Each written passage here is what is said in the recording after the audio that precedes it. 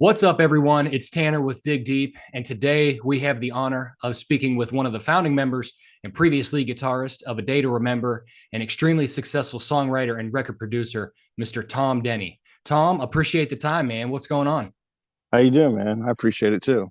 Yeah, no, it's I know we talked a little bit about this beforehand, but yeah, it's really my honor to have you on the show. And I know a lot of people my age in their 30s who were maybe in high school, back in the mid to late 2000s. The band that you were in, A Day to Remember, was very influential to us, listening to maybe burnt CDs in our cars or listening to our early gen iPods and things like that. So the music that you have been a part of has definitely been an influence on my life and many of my friends and colleagues' lives too. So again, appreciate the time and just an absolute honor to talk with you. Looking forward to getting into some things here. Hell yeah, man. I appreciate it as well. Yeah, no, for sure. So I guess let's start off. How's 2022 been for you? I mean, what has this year had in store? It's been good. I took some time off from music for a few years to get my life to get, I went through some really some hard times. And I had to step away from creating music and really doing anything at all to get my life together. And like a few years ago, I started getting back into it.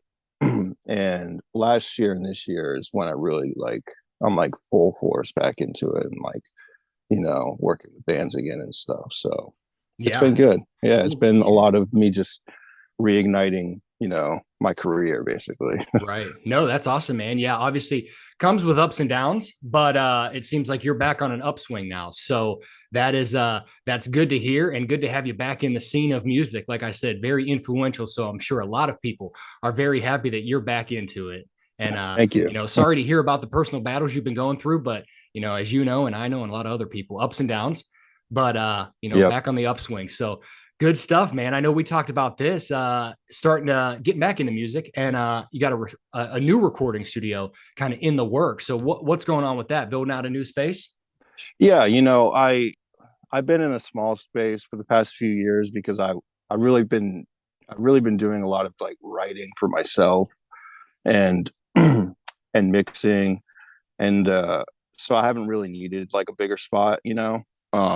But now that I'm like I don't know, I got the itch to start like doing like full records again and produce other like bigger bands. Yeah. Um I'm gonna be moving into a bigger like a full studio again so I can actually do that. So Very cool, man. That's exciting stuff for sure. Very exciting. So hope I'm sure all is going well with that right now, but hopefully it continues to be successful and you just keep running with it. oh yeah, thank you. I Yeah, appreciate it. for Yeah, sure, I'm man. stoked for sure. Yeah, no, good stuff. Like I said, you are a very trusted and experienced professional. So a lot of people are excited about it, I'm sure. Thank you very much. Yeah. So, a lot to get into. Obviously, with Dig Deep, we're gonna talk a little bit about stuff that you may not have discussed a lot before, maybe in previous interviews. But let's start at the beginning, right? So, born and raised in Ocala, Florida. Um, Talk about a little bit of the early Tom years. What was it that got you into music itself? What had you pick up a guitar and think, you know what, I think I'm going to learn to play this thing and see where it goes. I would say like a few things. My dad is a musician. He's a guitar player. So, since I can remember when I was like literally since I can remember, my dad has always played. He's like written country songs, and he would like play his acoustic guitar and sing to me when I was like a baby. And so there was always guitars around, and he, you know, writing songs, like writing original music was always in my life because it's what he had done, Right. prior his whole life as well. So I think that really influenced me. And then when I got, you know, a little bit older and I started getting more influenced by other things, listening to bands like Nirvana and stuff, Right. um, that really, it was just immediate, like as soon as like I was able to like comprehend music as like not like a baby, but like I think I was like 9 years old. Right, right. It was just like I knew what I wanted to do, Damn. and that's basically how it started. I've been doing it ever since. So Well, that's so music was always in your life. always, my whole life. Was Yeah, there ever a thought, I guess, did you know from the beginning that music, whether it be performing and producing or some way, that was what you were going to be doing with your life? yeah, yeah. I knew That my was it. whole life. Yeah. Yeah, I mean when I was in like elementary, middle school, I barely had a lot of friends because most of the time I was just in my room playing guitar, writing, playing to Nirvana songs, just doing everything I could to like get better. And I may not have like known for sure, like I mean, because when you're a kid it's hard to really comprehend adult life. Right. You don't know what it's like because you're not an adult yet. Exactly. And it was to even think, like if I would go back now and like talk to my younger self, I would never believe the success that I've had. Yeah. So it wasn't like a plan of mine.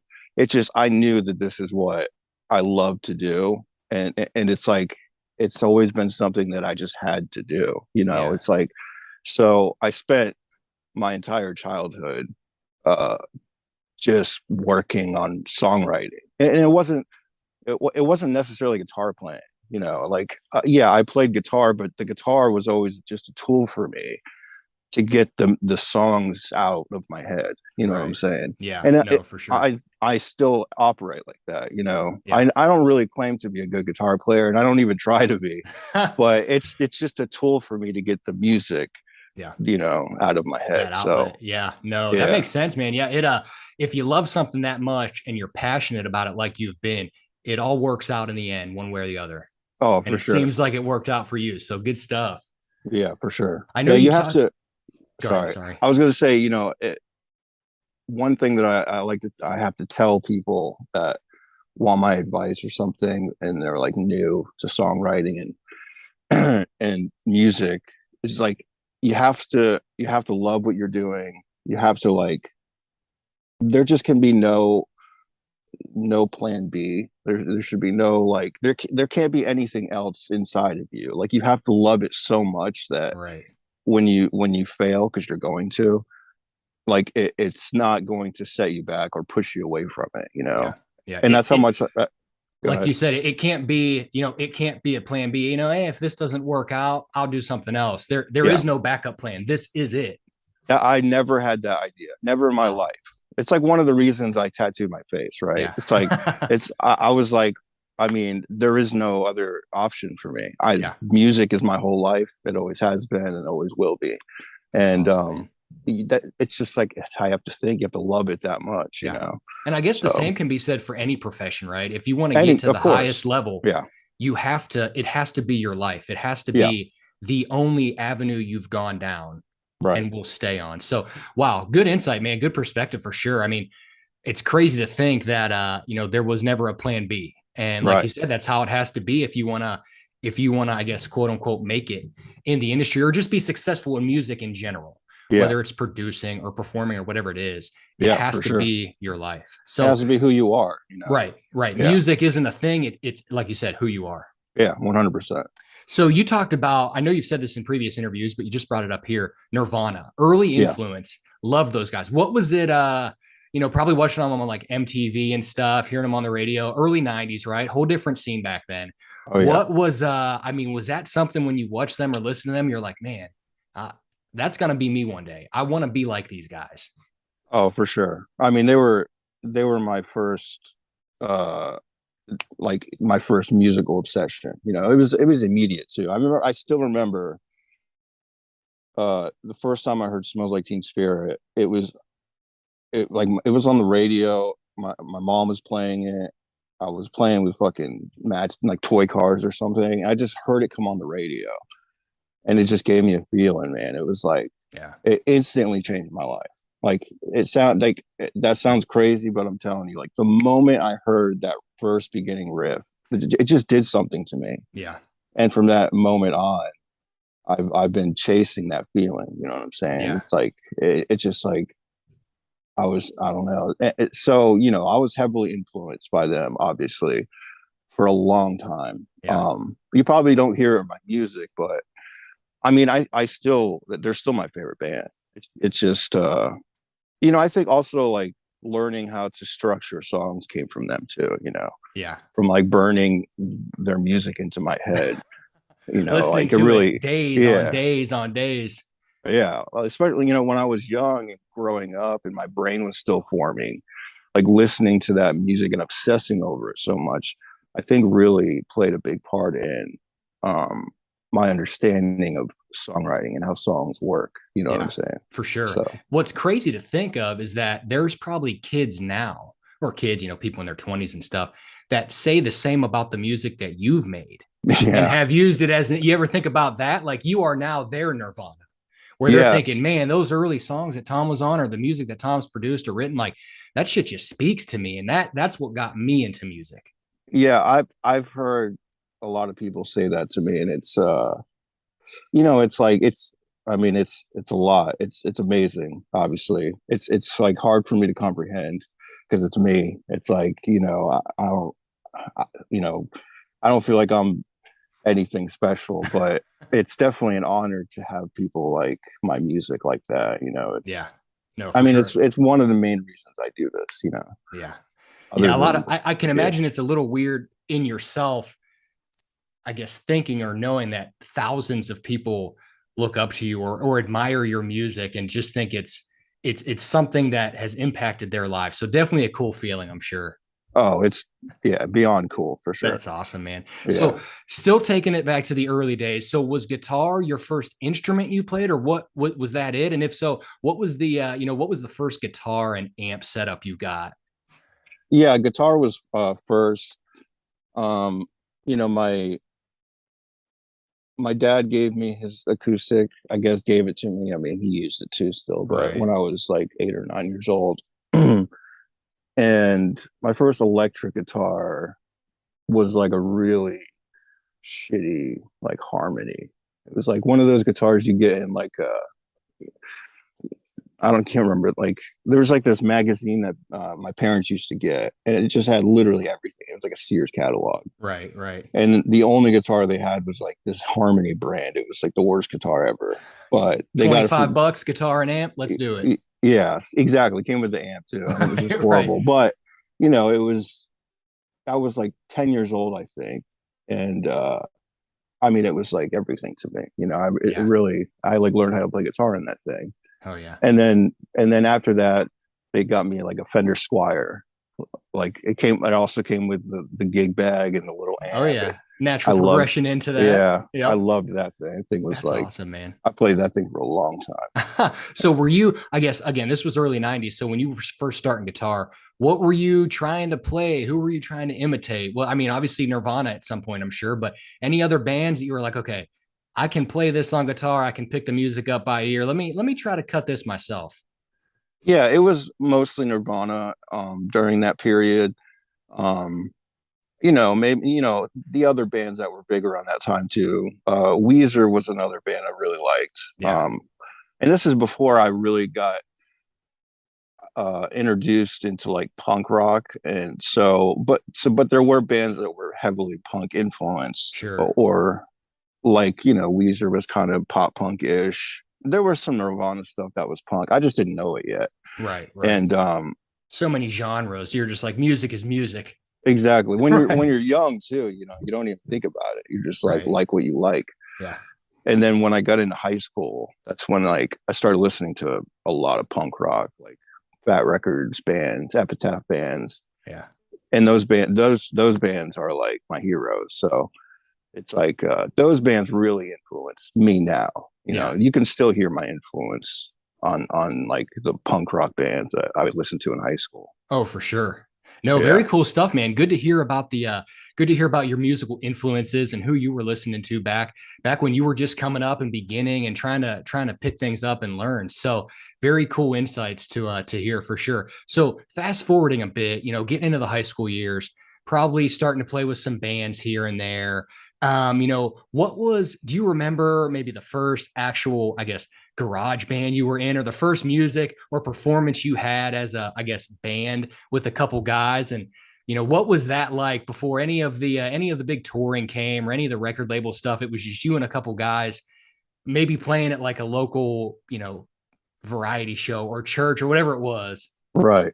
It was all pretty terrible. All of my bands before A Day to Remember were horrible. They were really bad. I mean, it was like, um, and there's a reason for that we'll get into, but my first band, it was just like me and my neighbors. We were so young. Um, and it wasn't really a band. Like our drummer was like playing spoons on buckets. It Jeez. was so ridiculous. Right. But But you there guys were were doing it, right? You we you were were a doing it. band. Yep. Yeah, we were playing original songs that I wrote, which weren't good, but like, and I was like 10 years old or like 11. So Okay. that's how long I've been writing, original Wow. music. And so it's like, and then I had a high school band. We played like the talent show, which was kind of cool. Yeah. I actually played drums because I started playing drums pretty around the same time I started playing guitar. Okay. And really just out of because like no there was no drummers anywhere back then. So Right. like I had no choice, and Tough to I find a want good drummer. it was like impossible back then for Ouch. sure. So and I was, I wanted to have a full band and nobody could play drums, so I just ended up playing drums because it was easier to teach someone to play guitar and play Yeah. bar chords than it was to teach somebody how to play drums. Right. Did So you know how to play drums, or you just kind of yeah, picking it up as you went? yeah, I learned how to play drums at some preacher's house my dad took me to. He used to jam with, Okay. and they didn't their drummer didn't show up or something, and they were playing like church music, and so the preacher just he like showed me real quick how to play cross my arms and play the Do a little drums. tempo. Yep. I just immediately picked it up and just Wow. been playing ever since. So That's cool, man. Good to hear. Did not know that you had dabbled in drums at a time, and yep, very cool. I mean, a lot of people know you as a guitar player, but yeah, it seems like when you're a musician like that, there are a couple other instruments that you can or have played. right, for Yeah, sure, definitely, very cool. So let's fast forward a little bit again into, uh, you know, early A Day to Remember years, yeah. where I guess all the guys that formed the original lineup, how did you guys meet? Was it, high school, local music scene? How did that come together? Obviously, you guys were probably in the music scene down there in Ocala, and you may have known maybe one or two of the guys and just formed something and picked others up along the way and then kind of got together. But what was that like? Yeah, that's exactly what happened. It was local music scene. I was a lot older than everybody. I'm like 5 or 6 years older than everybody. So I was already in my 20s. They were all still in high school. I uh I really wanted to start a band, like a band like Take 'Em Back Sunday or something, whoever's big at the time, like a pop punk band or like an emo band or something. Right, right. And I joined like a local band that were like a hardcore band, and I never really listened to hardcore before, but I did it just to like because they were like okay, and they were like probably the best local band at the time. So I joined the band, and I was like already a pretty good songwriter. I spent a few years before really studying like um, a lot of bands on Drive Through Records. Remember that label? So I was like, I spent a lot of time like studying that label's music and like learning like what was popular and stuff. And I got really good at writing it. So I joined this band, and it just wasn't working because they were like trying to be like really heavy, and I didn't Right. want to do that. So the drummer, who was Bobby, our Right. first drummer, and our bass player at the time, started A Day to Remember.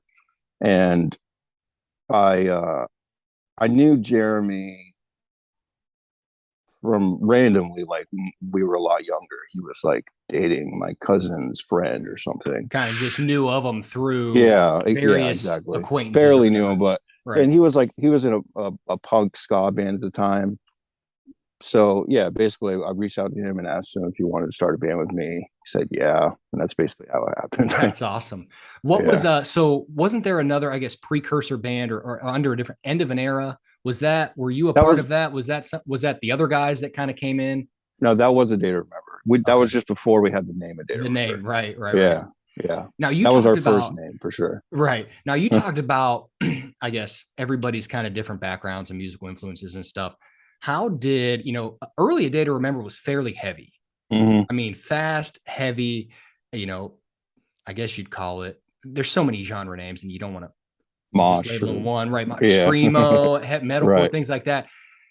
Did everybody kind of have the same idea coming together to make the original sound, or how does No, that form? that's how it happened. Nobody, no, we weren't on the same page. I started the band wanting to be like a pop punk band or like a emo band or whatever. Right, right, um, and Neil came into it. He was like strictly hardcore. He wanted to be a hardcore band. Um, Josh, I think he was in the band at the time, was also a big hardcore person. And Jeremy was 50-50. He wanted right. to be both or either or. He was fine with either Yeah. or. So, and this was like a in the very early days, it was kind of like we were trying to figure out how to make everybody happy. So Right. our way Just of doing that throwing it together. Yep. was just putting breakdowns in pop punk songs, which is crazy to think about. And like it wasn't. It was never like a big master plan. It was like an accident. You know what I'm saying? Like Yeah. we didn't think, or we didn't even think about people liking it or hating it. It was just like it was. We were just trying to make everybody happy in the band, Right. and um, so that's why the first record, I feel like there's some really dramatic uh um there's like really dramatic style changes, from like poppy to just straight up like mosh, like out of Right. nowhere, because of that, Yeah. and we didn't really know what we were doing yet, Right. Well, if there's and anything A Day to Remember is known for, right, especially in the early years, it's the influence and the meshing of kind of like you said, that pop punk, heavy, melodic with a bunch of breakdowns and just the mosh into it, right? So I guess it worked out with everybody's kind of style coming together because now that, that sound is really geared back to people think of, oh, well, shit, A Day to Remember's been doing this since the early to mid 2000s. And a lot of people think of, you know, maybe weren't the first to do it, but one of the most popular bands to bring it more to the forefront of the scene and really be pioneers of pushing that out into the more mainstream to get right. people to maybe who wouldn't listen to heavy music, heavy, fast, melodic music like that. You have that pop punk influence. Now, hey, shit, this is pretty good. I like these breakdowns. I'll throw this on when I'm out running or at the gym or whatever it is. And it makes you feel a certain type of way. So Yeah. it seems like the sound came together as it did, but it definitely worked out. Oh, it definitely worked out. Yeah. And I think if you listen to the whole discography, you can kind of hear from one record to the next, they like we're like molding it and really refining it and trying to like, you know, get to a point where the mixture of both genres works. And Yeah. I feel like when we wrote Homesick, that was like the first time that I felt like, okay, this is exactly what we've been trying to do for years now. Everything came together. Every song I feel like worked. When it's heavy and poppy, it doesn't sound weird. It actually like flows together. Right. And it took a few records to really like, you know, to figure it out. Right. So Well, I think if you listen, and I've, listened to lots of bands' discographies where first record, second record, third record, there's a natural progression of you hear the sound on the first record, and in this case, it was In Their Name Was Treason. yeah, You hear it, you listen to the songs, there's a sound to it. Move to the second album, and for those who have heart, maybe a little cleaner, more well polished, more put together. yeah, Same sound as the first one, but a little more evolved. And then the right, third record, in this case, obviously Homesick, everything kind of seems to come together where it's like, yes, this is the sound, this is what we've been aiming for, and it finally came together. So it's interesting to get your take yeah, on, just seeing that from your side as a musician. Of it takes a couple records or several years to get the sound you may have envisioned at the beginning to finally cut it on a record. yeah, totally. Wow. Especially when that sound doesn't exist yet anywhere. You know what I'm Right. saying? When it'd be a lot faster if there was, like a band that had done it, or like some kind of, because like we knew what we were and what we wanted to be and what we were doing, but it wasn't like we knew. You know what I'm saying? Because like we Right. hadn't gotten there yet, and there wasn't anybody that did it. So it was like, you know, we just got better at writing songs like that. And then finally, like I feel like, when it came together, it was like, oh, okay. The This is light what it's bulb goes supposed to off. sound like. Yep. Yeah, exactly. Well, yeah, like I said, definitely pioneers of the sound and the genre. A lot of people think back to where that kind of pop punk mashup with breakdowns, fast melodic hardcore in a more mainstream sense came from, and they always go back to A Day to Remember. I know I do as well. Like I said, Right. weren't the first band to do it, but probably the most popular band to have ever done it and brought it to the masses. Right. So very cool. So early years, you're putting out those records. You know, obviously have read interviews and seen old footage of you guys recording or talking about recording maybe the first album or even the EP that came before it in like people's bedrooms and garages. I mean, what was that like before you get onto the record label or the official record label? Maybe you have some money given to you, things like that, where you were pretty much self-producing it. Yeah. We the EP that we did before the first record was, yeah, we didn't self-produce, not really.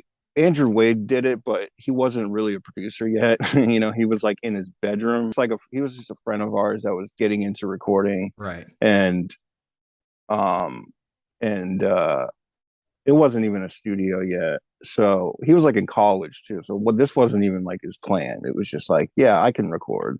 Let's All do right. this. So we like paid him a little bit, and we did those 5 songs, which ended up on "And the Name Was Treason." And yeah. So it was like really, really, really like low budget, DIY kind of. Yep. Yeah, for It, sure. it did it. I mean, probably cut in a couple days, right? Yeah, probably a week or something. Man, Really fast. Yeah. think of that to the more intricate albums that you've been a part of now that take months.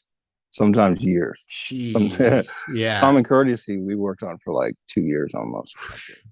But A year just and a think, I half mean, the maybe. music you put out back then, I mean, even on the first album, people still listen to that daily now. So regardless of how it was produced, the music has withstood the test of time, Yeah, which which is is very crazy to cool. me. It's crazy to me because I listened to that record, and actually I don't listen to that record. I'll just say that.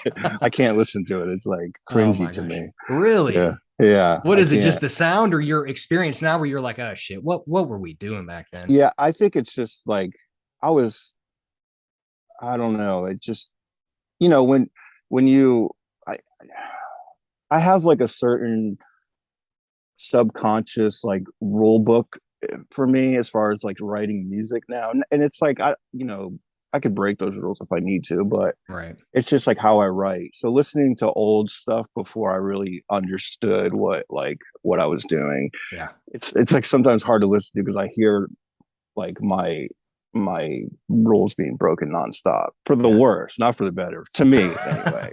To me, You're your own biggest critic, as it usually 100%. goes. Yep. 100%. I'm Oh my definitely my gosh. biggest critic. That's wild, man. That's wild. Yeah. Well, you may feel that way. I know a lot of other people don't. So I guess the fans that are still listening to it, they like it. But totally Awesome. understand your point of view that like I said, your own biggest critic. And I can imagine the evolution of your professional skills and experience, what you put out now, opposed to 20 some years ago, is Yeah. you look back and you're like, okay, yeah, I did Yeah. that, but yeah, let's not do it.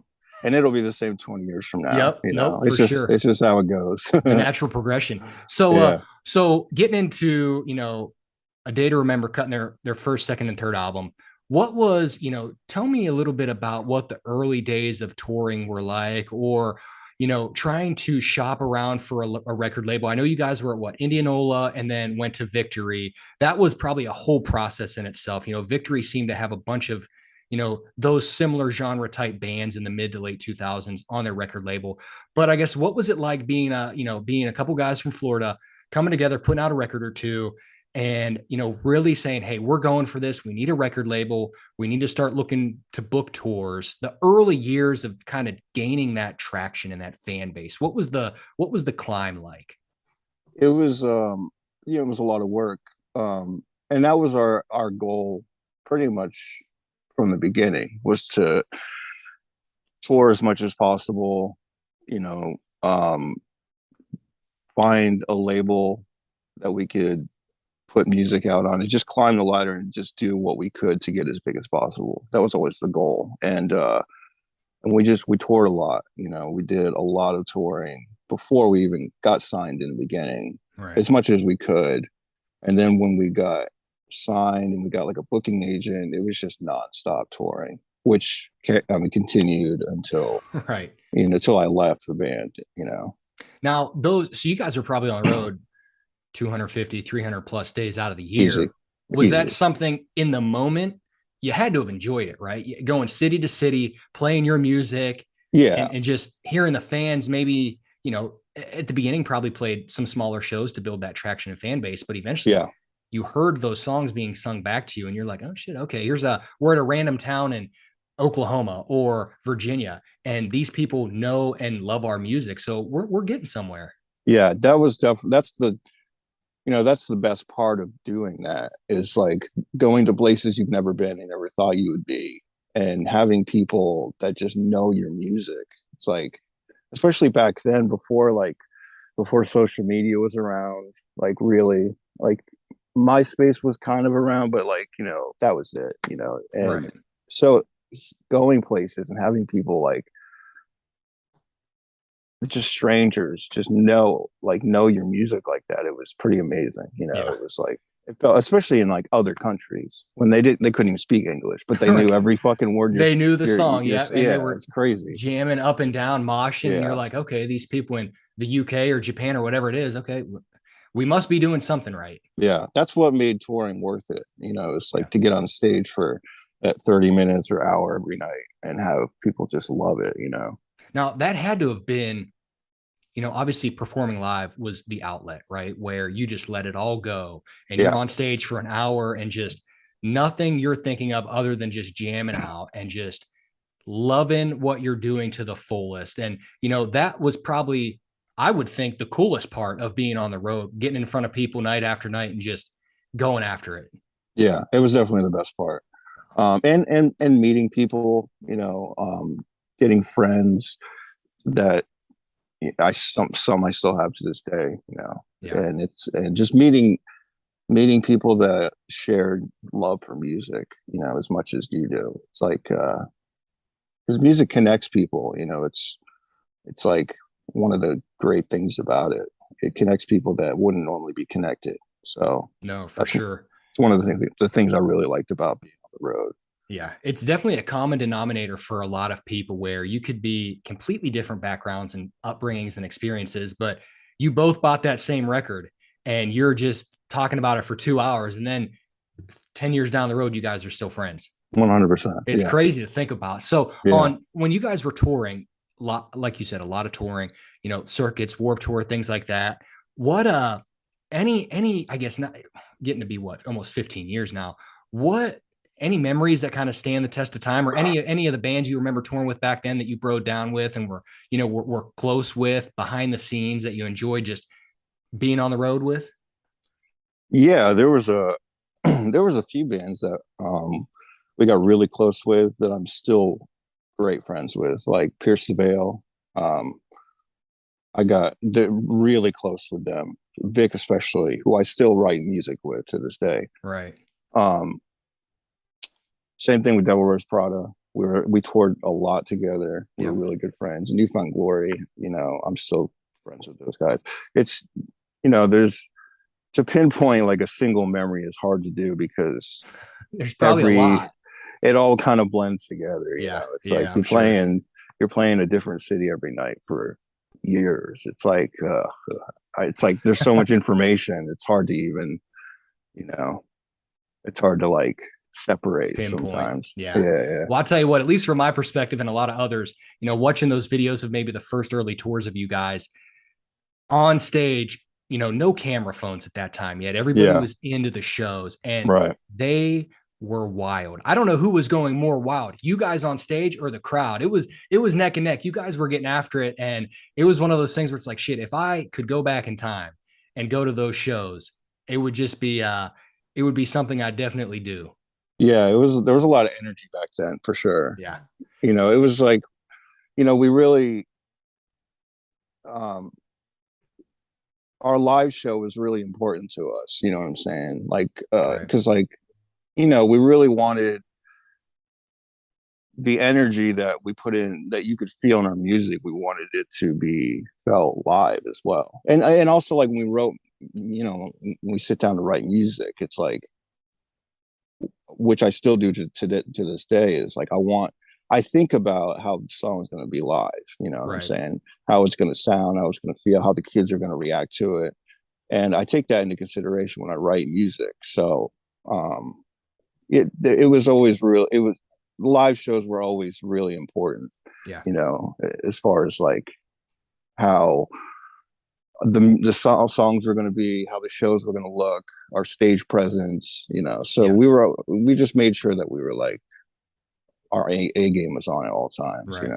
I may be in the minority, but I'm one of those people that I will almost only listen to live versions of songs. There's just something about the rawness and the energy and just hearing the song performed live, you Yeah. know, that just it's obviously the same as on a record, but it's not, where Right. there's that energy to it and you can just sense it, and a whole different sound. So it's interesting to hear that you guys put so much into the live aspect of the show, even when you were writing music behind the scenes. How is this Yeah. going to sound live? How is this breakdown going to hit? How's the crowd going to react to this part? You want to make songs that you love, but that also hit hard when you're playing them in 50 different cities over the summer. Yeah. 100%. Yeah. We were like we consider ourselves to be a live band. So like, and especially because we toured so much, touring 250, 300 days a year for years is like, it pretty much makes you a professional live musician. Right. Right. So, um, and when we were writing Homesick, especially, we really wanted there to be aspects of that music that people at the shows could participate in, like the Mhm. beginning of Downfall, that was specifically for live shows. Like, Yeah. it starts like that because that's just, it was like, it was a way to get the crowd at the shows to participate in the music with you, you Yep. know? I mean, when that song specifically, when that drop hits, it's like, oh shit, it's going Yeah. it's going down. Yeah, it definitely feels good to know that it works, and we Right. and we really, I feel like we especially on that record, did really good about not missing the mark, you Right. know. I It's think a like, lot because of some people. Oh, go ahead. Sorry. I was gonna say, because you never know sometimes, like, especially when you're making bold decisions like that. It's like, Yeah. you're hoping that it's gonna work as intended, and sometimes it does, and sometimes it doesn't. But we got Right. lucky for sure. Yeah, I think Homesick is the one record that a lot of people look back to, and just the lyrics of the majority of the songs, they're personal to a Yep. lot of people.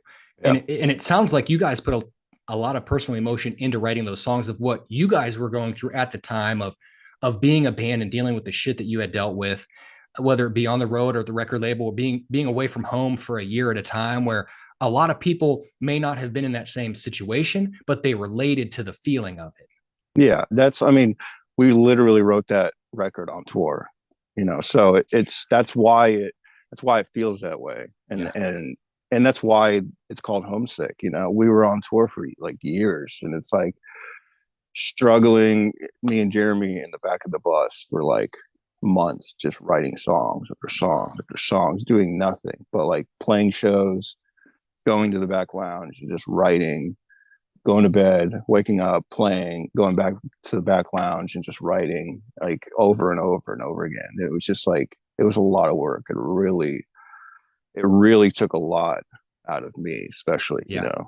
Well, But now writing music in itself, what is your, I mean, obviously it's probably evolved since you started to now, But where do you draw a lot of your inspiration from? Is it your day-to-day life? Is it the situations you're in? Is it what you see out on the road, as was the case with Homesick? Or is it kind of a mix? Because it takes a lot to write a good song. Yeah, I get inspired from, listening to music. I listen to everything I can, every new band that I can possibly listen to, good or bad, I listen to, Yeah. and like I do a lot of new band hunting. I'm just always like looking for anything new Right. that could inspire me. And sometimes I get really inspired by the weirdest things. And I also get inspired personally by like, feelings or emotions. Like I write a lot of music based on how I feel at the time. And I when I'm writing, I focus on that feeling. It sounds weird and it's kind of hard to explain, but like if it's like a negative feeling, I focus on that emotion while I'm writing the music, Right.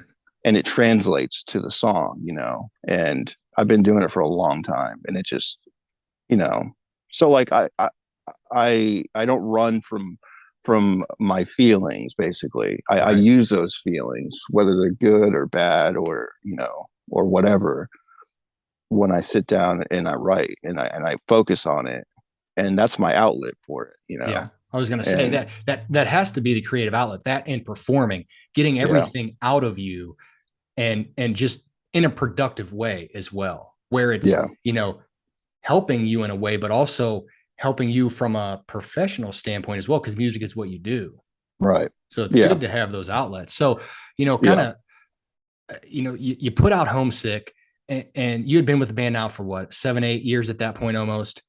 yeah, I think so. So, in your 20s, a lot can change as you're growing up, right? And you've Oh seen a yeah, lot of stuff out on the road. So you had left the band before the tour for Homesick, right? on the On the tour, tour.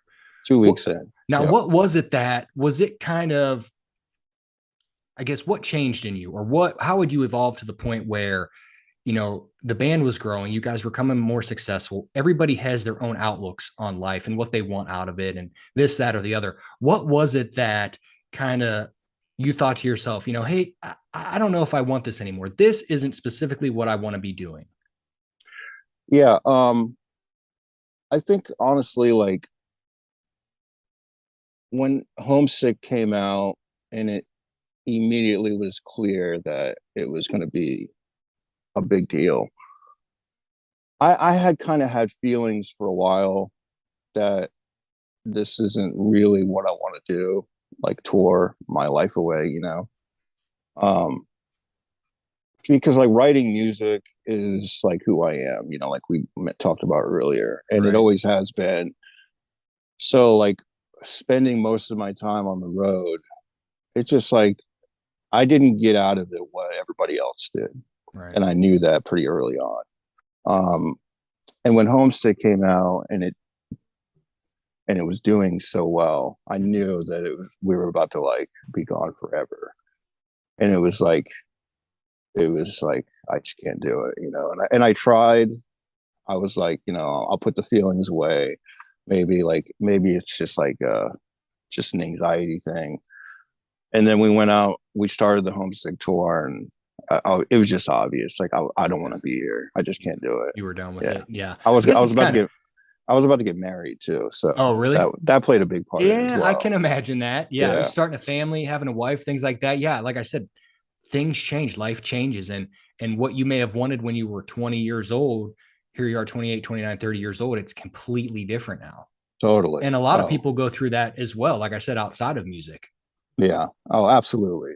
And I always knew that music was my life and where I wanted to be, but I guess it took experiencing all aspects of it to like figure out exactly where I wanted to What be, you wanted to do which with is it. in the studio writing. Right. Yeah. Yeah. So So good transition point there. You left A Day to Remember. Now, what came immediately after that? Did you immediately go into working on recording and producing back end stuff, or what did you? Obviously, you needed to do something to fill that void, right? Because Yeah, that was a big part of you that now wasn't there anymore. right. It was immediate. Yeah, I immediately started working with bands. Um, Opened a studio. I worked with mostly smaller bands at first. I did do a couple records, couple label projects around that time. Right. That You put out your own EP, right? Like in 2011 or so, a couple years after you'd left. Yeah, well, no, I put out a couple rap songs, kind of like a not really a joke, but kind of just like fucking around kind of thing. Right. You know, Right. I kind of did it like it was fun and funny kind of thing. You know what I'm saying? It wasn't Yeah. really a serious thing, but Sure. um, and yeah, so I pretty much immediately started recording and producing bands. I think right after, maybe like a couple months after I got home from the Homesick tour, I wrote with Vic from Pierce the Veil. So yeah, I immediately started doing it. And I've basically been doing it ever since. So Yeah. Now yeah, it's interesting that a lot of people know that you were still involved with A Day to Remember even up until recently, right? Where yeah, when a founding member may leave a band, a lot of people think, oh, what happened? Is there behind the scenes stuff that nobody's seeing? But for your instance, it was pretty much all good. You just wanted to pursue something else, and you had continued writing and producing albums with them, and you were basically still a part of the band, just not performing, not exactly. not Yeah, really an active member touring. that was kind of like the understanding when I quit. It's like I'm not like I would, I didn't. I was like, I don't want to. I'm not quitting the band per se. Right. I just can't be on tour. I just don't want to do this anymore. Yeah. And I was, me being the main songwriter, it was like I had no intention to stop writing for the band. Right. It was just like I just didn't want to be on the road, and Yeah. that's exactly what happened. And I continued to write for the next few records. So Well, it seems like it worked out for you and also worked out for them. Everybody was kind of happy doing what they wanted to do, but still kind of being together as a collective, because I'm sure you guys are all friends outside of music. So yeah, for sure. you never want to lose those relationships, and life is only so short as it is. So Yeah, of course. Yeah, So, you leave the band. Let's talk about producing and recording and writing tracks in your studio. That has to provide a type of fulfillment that is unmatched, right? You're dealing with a lot of different bands now, hearing all these different sounds and really sharing your input with them, maybe helping them cut their teeth, clean up their tracks, input here and there. What's that like? Is that has to be a whole nother type of creative rush? yeah, it's my favorite thing to do for sure. um, it you know, one of my favorite things is working with a band that's like up and coming. You can tell that they know kind of what they're doing, trying to figure it out. And it's like, it's basically like how we were in the first couple record process. It was like, I love being able to work with bands in that phase. That's like my favorite kind of band to work with. Yeah, Because like once they get to a point where they're like really big, unless like there is exceptions, but for the most part, I'm not really interested because yeah, like you have your sound, like, it's harder to work with bigger bands like sometimes than it sure. is to work with like a band trying to figure things out. And Trying to figure out their own sound, and yeah, yeah, and I really like helping younger bands trying to figure everything out. yeah, I apply a lot of like my life lessons to to the process, and right, I try to give as much advice as possible because like when I work with a band, I go into it a lot. Some producers just like show up and hit record and do that's it. But right, I'm very psychologically involved. I want to know where the band's headspace is. I want to know how they're feeling, like as far as like what's going on in their life, like to make them want to make this music. right, Let's talk about it. Let's sit down and talk about heavy shit in life and like Yeah. what you're going through, and let's try to apply it to what we're doing, because that's the only way people are going to like your music, is if it feels real, if If it's it's real, authentic. Yeah, right? Yeah, and, yeah, and that's a great way to put it. You know, a lot of people may not think about that, but hey, I'll just write a song about this or whatever, and we'll put it down. But it has to be personal to an extent. If you want that yep, music to come off a certain way, or for people to listen to it and think something, it has to be real, because at the end of the day, we're all humans, right? We all feel the same things. yeah. So if somebody can put that raw emotion onto a sound or onto a song, it's probably going to sound a lot better than somebody just trying to do a cookie cutter structure song. Every time, yeah. I mean, fans aren't stupid. You know what I'm saying? Even if Yeah. they don't know that they're smart, they're intuitive, and they can tell when a band is isn't trying, isn't putting their emotion into them. You can tell Right. immediately, Right. and you can't really fool the fans. Like, so, and why would you want to? You know what I'm saying? Like, Yeah. there's so much that you can get from writing music that comes from a really personal space. You know, like Yeah. there's so much you can get from that. I don't know why anybody would not want to Would do not that. use it. You know, Right. yeah, Yeah. like what you have this power, and this power is like being able to put your personal tragedies or life experiences into something and then share it with somebody Yeah. and then connect with that person without ever meeting them. It's like the greatest thing ever. Now, I'm sure there's probably a barrier for a lot of people where they're maybe shy or scared of kind of pouring their own heart and emotion onto a song and thinking, I don't want people to hear this. I don't know how it sounds, this, that, and the other. What, is that something that you help a lot of those young bands kind of walk through, and you're like, hey man, like this is what you need to be doing. This is what speaks to people who listen to the song. You don't be scared or don't be shy. Just let it come out. 100%. Yeah, that's like one of the biggest things for me is, you know, you got to be bold. You know what I'm saying? You have to be willing to like open yourself up Right. when you're creating any kind of art. It's not just music, Yeah. whether you're painting, filmmaking, or storytelling, writing, literally any kind of art. Right. The only way to do it, in my opinion, is to like pour yourself into it. You know what I'm saying? Like really like allow yourself to be vulnerable, and that's like that's one of the first things I tell everybody that I work with, for Yeah. sure. Well, Yeah. you are like I said, industry veteran, very experienced. So I'm sure a lot of people trust when they come to you, knowing they're going to get, good insight, good advice, good work. And it probably means a lot to people who come to you and thinking, yeah, this guy knows exactly what he's doing. He's been through it himself. So we're going to feel very comfortable working with him.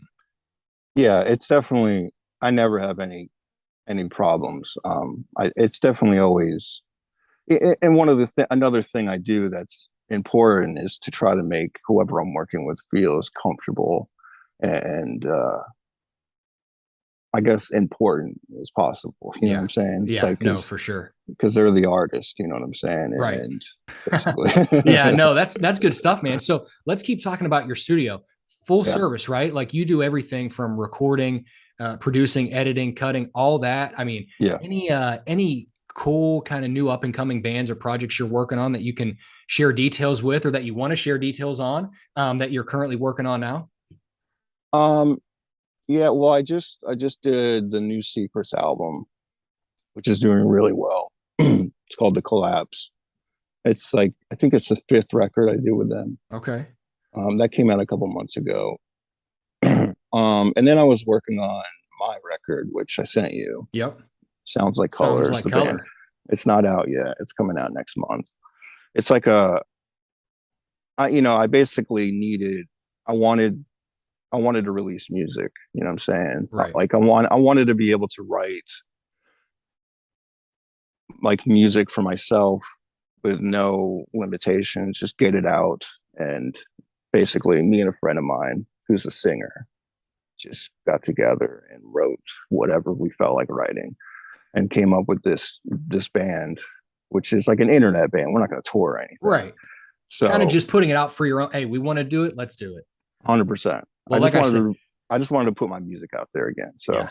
Well, you shared it with me, and I listened to the tracks, and like I said, it is some good stuff for sure. The thank drops, you. the breakdowns, things like that. It sounds very cool. So whenever it does officially become released and people can listen to it, highly recommend them to do so. So yeah, getting a little sneak peek. It's really good stuff. So Thank you. that must feel good after years being away to just no pressure, put music out the way you want to, sound the way you want to, no influence of anything other than yourself. Yeah, it definitely, it's been a great process. I really enjoy doing it. I'm releasing it myself too. So like there's literally, I have no limitations. I just was like, Yeah. I'm just going to do what I want to do. Right. And that's why I really enjoy doing it, because like I have no expectations. Like I don't care if it makes money or anything. I just want it to be out there, you Right. know? Yeah. So That's awesome, man. Well, much success on that. Hope that all goes well. I'm sure it will. Like I said, hearing a little sneak peek was definitely good stuff. So I'm sure it'll be thank very you. successful. I Um, appreciate it. so, what does a typical day when you're working with a band? Talk to me a little bit about what a typical day in the studio looks like. I'm sure it varies with where bands are at in the process, but maybe what kind of equipment you guys are running, software you're using, things like that. Yeah. So typical day. Start around 11. The band probably shows up late because they usually do. And you know, yeah, it really depends on what part of the process I'm really big on not having the whole band together the whole time. Like some people are okay with that. I highly every time I much prefer having who I need to be working with at the time to be here. Because any kind of distraction is like it's like a vibe killer, I was like going to say there has to be a reason for that. yeah, I can't I just don't want people to get distracted.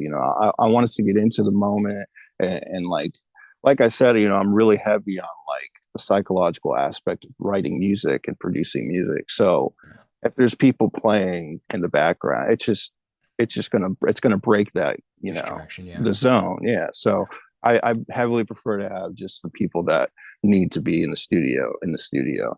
And I use Pro Tools. I've been using Pro Tools for a long, long time. Yeah. And a lot of stuff I use a lot of plugins and stuff. I have some outboard gear too, but Yeah. most of it's all in the computer. Right. And now it can be. I'm sure Yeah, the studios today look different than the studios you may have been working with in, way different. 2005 or 6. Way different. Things have evolved dramatically as far as Oh yeah, technology I'm goes, for sure. sure. Now, Yeah. is there a favorite thing that you do when you're working with a band or a record? Is it laying down the tracks, cleaning it up? What do you have a favorite aspect of it? I mean the writing for sure. Yeah. Because I would say like 90% of the time, most of my career, I only work on music that I've co-written. And Right. nowadays I'm really close to being 100%, just because I'm a songwriter before anything. You know what I'm saying? That's my number one thing. It's my favorite thing to do. When I work on songs I didn't write or co-write, I don't know. It's just not really interesting to me at all. Right. So I really make sure that to only work with bands that want to co-write with me as well. Yeah, I can see that. I So can understand yeah, that because you're vested in it. yeah, You have some type of emotional connection to it. yep, So you yep. kind of That have the direction of where you kind of know it wants to go. 100%. Yeah. It's like I'm another member of the band for that little period. Right.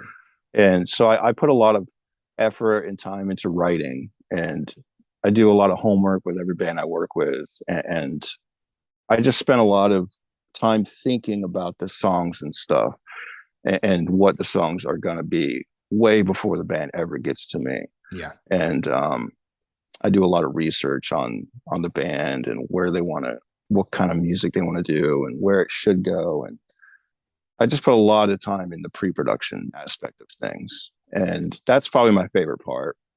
And I like mixing a lot. Um, just probably because I get to sit by myself and make everything come to life and sound better, Yeah. you know. Um, That's very yeah, cool. Yeah, for I know sure. you work with some big bands, Pierce the Veil, Neck Deep. I know I saw Neck Deep a couple years ago, and they're kind of ushering in maybe the new generation. They're not Yeah, brand new; they've been around for several years, but it's like, okay, yeah, this sounds like bands maybe from the late 2000s, early 2010s, things like that. So, what's yeah. your relationship like with those guys? You know, they have a similar sound that I'm sure you enjoy kind of working with. So, what's that relationship like with maybe those two bands? With Pierce the Veil, I'm really close with that band. They're like my friends, like Yeah. really good. Like Vic's one of my best friends and has been for a very long time. So we stay in touch constantly, and we always have. Um, with Neck Deep, it's not a friend thing, you know. I wrote on um, "Lifestyle to Get You," I think is the name of the record. I wrote a few songs on that record, and they came in and we wrote together for like a week. And I haven't talked to them since. So Yeah. it's just they Okay. were just another band that came in. Yeah. No. Yeah, Well, that's cool that they came to you, yeah, and for sure. like I said, industry veteran, and you have a lot of experience, so it probably feels good when people seek you out. Oh, definitely, Yeah. definitely. So before we leave the music side of Tom Denney, couple other things. So, your musical influences and kind of idols and heroes. Have you ever got to meet or tour or play or work with any of them? And if so, who were they and what was that like? Yeah, I've gotten to meet a few of my influences. One of my huge influences is a band called Millencolin. Okay. They're from Sweden. If you listen to the band Millencolin, you'll definitely hear the influence. I think I accidentally ripped them off several times. And the Day to Remember's music, because they kind of sound like a Day to Remember without the heavy aspect of it. Yeah. And they've been one of my favorite bands for a long time. So somewhere along the way, we met a few times, and they were really cool guys. I mean, they were in the All I Want video. Okay. Yep. I mean, a bunch of bands were, but you Yeah. know, Yeah. they said yes to do it, which was really cool of them. And and then I also met um Fat Mike from NoFX, who's a big influence of mine. Okay. we Very were in cool. we were on Warp Tour in San Francisco, and it was like late at night, and we are just chilling in the bus, and we never met him. He just randomly walked on the bus and just sat down and just started talking to us. He was like wasted. And you're just looking at the dude, you're like, is this? I think Yeah, it is, right? me and Jeremy were big NoFX fans, so we were just like looking at each other like, "What the fuck?" And he just stayed for like a little while and then just left, and that was it. now, So that now was did you cool. now did you have a big fan moment there? Or were you kind of like, Oh what's up, yeah, man? What's going on? Like, no, just I was fanning the fuck out. I'm not afraid to be a fan. You know what I'm yeah, saying? yeah, yeah, I love music. I'm heavily influenced by some musicians, and I'm not afraid to tell them. I tell yeah. everybody, you know, that I meet. And then the big one for me was meeting um, Pat Smear, who was the guitar player for Nirvana. Okay, I was gonna say, have you met any of the Nirvana guys? Yeah, I met him. We were playing Warp Tour, and I think he was like filling in on guitar for like a smaller band that was on Warp Tour. And I just saw him randomly walking by, and I was like, "Holy shit! I got to talk to this guy." So you know, I just went up to him and I was just like, "Thank you for Huge everything. fan. You literally have changed my existence." I'm sure you hear it a lot, but I just wanted to introduce myself. And he was just really, really, really nice guy. That's awesome, man. That was probably a Yeah. very cool experience getting to meet, a guy in the band who changed your life. Oh yeah. It was like an out of body experience. It Oh, was I pretty bet. crazy. I can only Yeah. imagine. But on the flip side, a lot of people you've probably met that you may be fans of may say the same about you. Oh, I love your music too, man. Like huge fan. So that has Yeah. to be cool in itself as well. That's also happened. You know, like we met Taking Back Sunday a long time ago. And like the first thing Adam, their singer, said. He was Right. like, you know, he said, "My nephew like loves your band," and it was just like so weird. It was like, Yeah. what? Yeah. Yeah. And I can I imagine. mean, it's happened a few times, you know, and it happened with Demi Lovato actually, Really? which is super weird. But Chad from New Found Glory knew her, and she was just telling him how she liked the band. It was just like it was like a weird thing. I was like, "What? That's Like, so what the strange." hell? Yeah, like I'm not Yeah, complaining, yeah, but I don't see the connection here. yeah. So sometimes like I'll hear things like that, and it's like really Yeah, weird. that's cool. It's cool That though. Oh no, for sure. No, very interesting stuff. So, obviously guitar player. Do you have a guitar collection still? Do you ever play anymore? I guess if so, what are I guess two things. On tour, what were you usually playing? And now kind of what's the collection look like? What do you pick up when you just want to lay down some music? So on tour, I it was a pretty consistent collection because I was, you know, we had endorsements and stuff. Um, I was playing PV guitars for a while, um, and before I became got endorsed by PV, we were playing Schecters, and now my collection is a lot more like, you know, I got all kinds of weird shit, you know. Right. So Yeah, 25 years plus of collecting. I'm yeah, sure it kind of goes all different ways now. yeah. Well, I mean, my main guitars are both LTDs. So Okay. Very yeah. cool. Very cool stuff to see the collection of Tom Denney there and what he's got going on in there. So, outside of music, um, even though that makes up a lot of your life, what is or who is Tom Denney outside of making music, writing music? What takes up your free time if you have any? Um, a lot of my time goes to, so me and my wife own it's like a beauty salon kind of Okay. Nice. that my wife, she does skincare, Yep. and so a lot of my time goes into like running the place, you know, and As a husband, as a would be husband, yeah, expected to do, right? yeah, exactly. So, you know, I guess being a husband is probably m- most of my outside of music Yeah. life, you know, and that's that's kind of been my life for a long time. So Yeah, no, I hear that. Well, another big thing, I don't have any myself, but you are pretty much covered. So tattoos. So let's yeah. talk about that a little bit. When did that kind of infatuation with tattoos start? What was your first one? You have a favorite? Just a little bit about that. My infatuation probably started when I was really young. I had an uncle that he was like a biker and he was covered, not as much as me, but he was like sleeped out and stuff. And he was like in prison, and it was just like being young and rebellious, you know, and being like, you know, just different than everybody. I naturally gravitated to him, Right. and and then all my, you know, my musician idols growing up were pretty much covered. It just was like a part of my life, so it was bound to happen, you know. Yeah. Yeah. Yeah. Yeah. Yeah, Do you have a go-to shop that you go to in town, or just kind not of you have a anymore. couple different artists that work on you? I had, you know, some really close friends that basically tattooed me all of my tattoos. Um, that one of my best friends not around anymore. He passed away a few years ago, but he did a lot of my tattoos, and I just haven't got tattooed in a long time. I'm kind of like, well, for one, I'm covered, but you Right. know, Not a lot of two, space left. yeah, I'm just like over it. Getting tattooed, it hurts now. You know, the older you get, the worse it is. Oh It's like, yeah. yeah.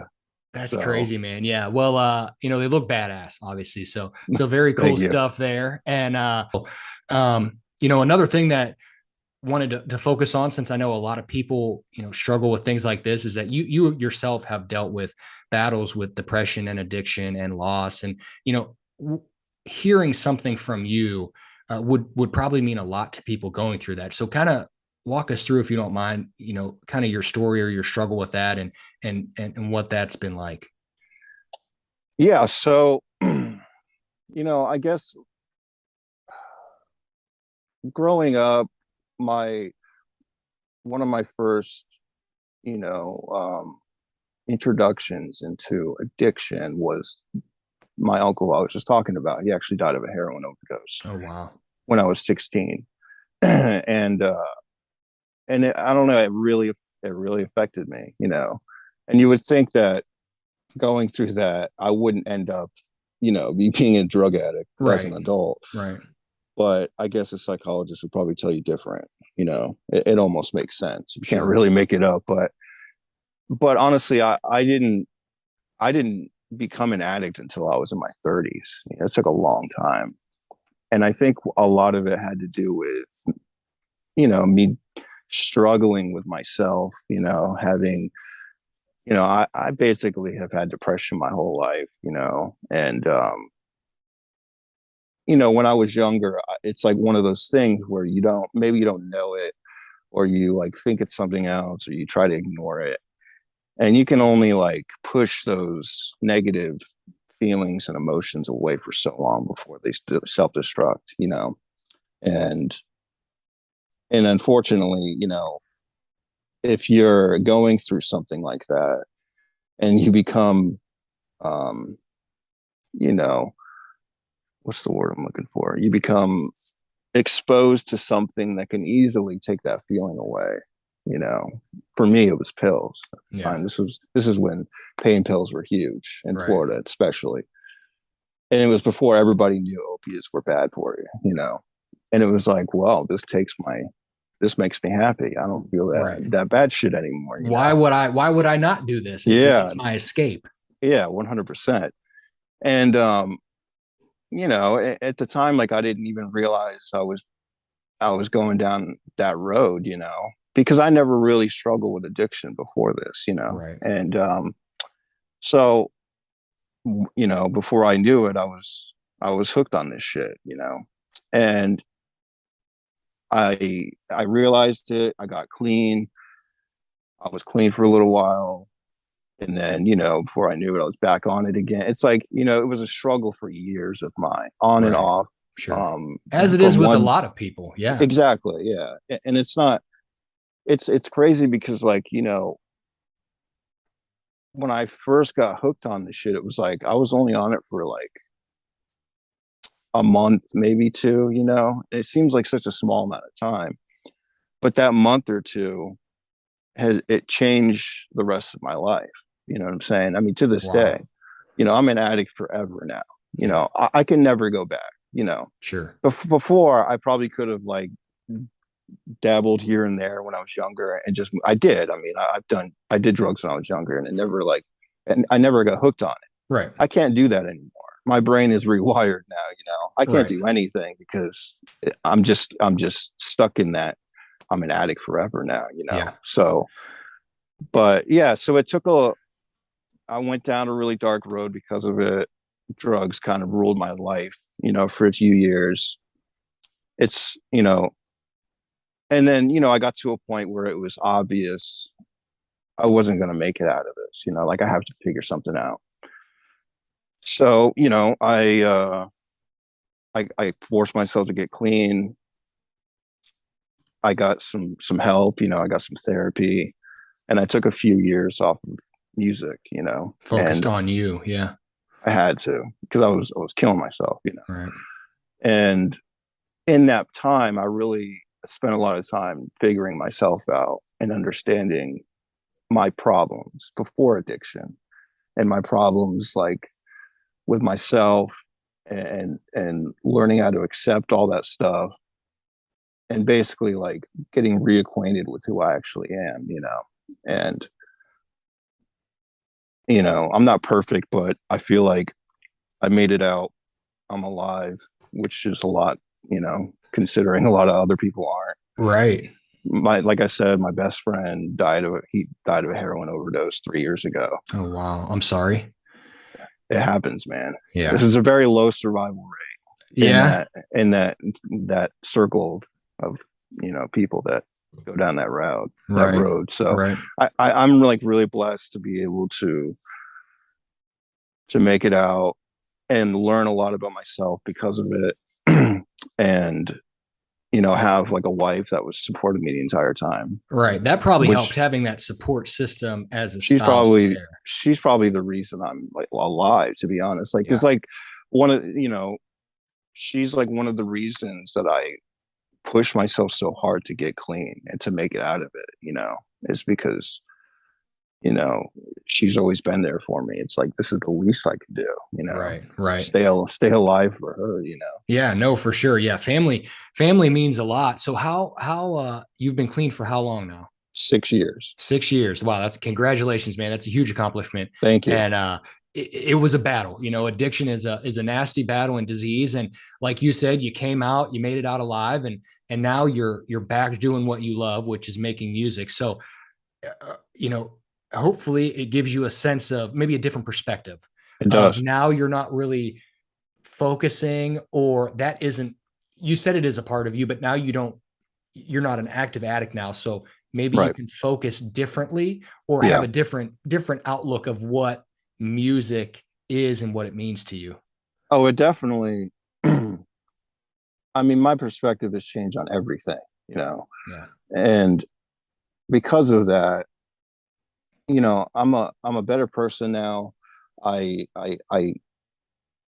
everything everything that I think about is just totally different. My brain is totally rewired now for the Yeah. better because I had to be. Right.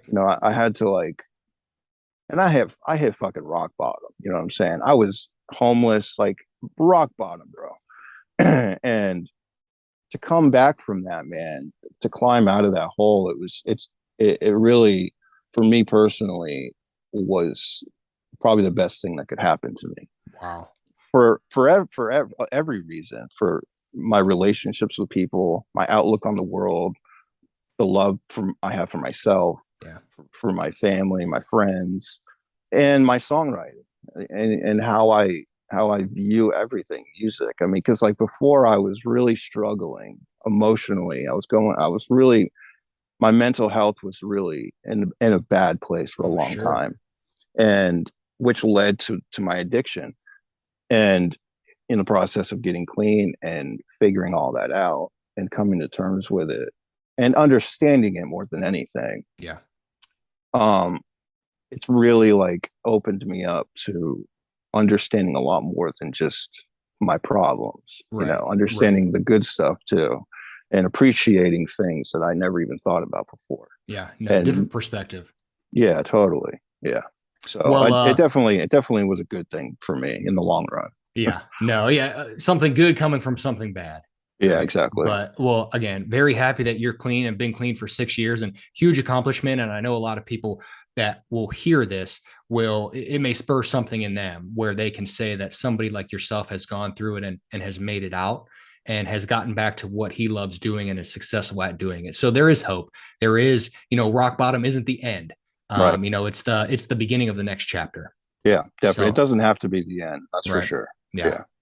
Wow. Well, heavy stuff, man. But like I said, glad you moved on to that next chapter and got out of that phase and have made it out. Kind of one of the things that I like to end on is you know, what's your motto? What's something you live by?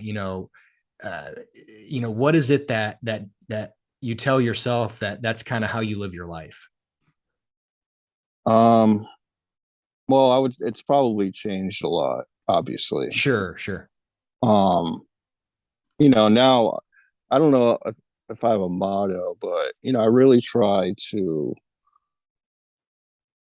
treat everybody respectfully, and give everybody the benefit of the doubt. And everybody is going through something at certain stages of their life. And I really, going through the shit that I've gone through, it's really, I can't help but see somebody that may be going through some shit, um lashing out or doing some crazy shit or being stupid or something, and think, okay, maybe they're going through something. Like, Right. try not to be so hateful toward people or Yeah. angry. So I just really, I just really try to, you know, love everybody as Yeah. much as possible, you know. Yeah, a lot of people, like they may struggle with things, but may not show it. So you Yeah, really don't know what anybody's going through because somebody could look completely fine and be happy and joking, but inside they're this close yeah, to making a decision that may change their life for the worse.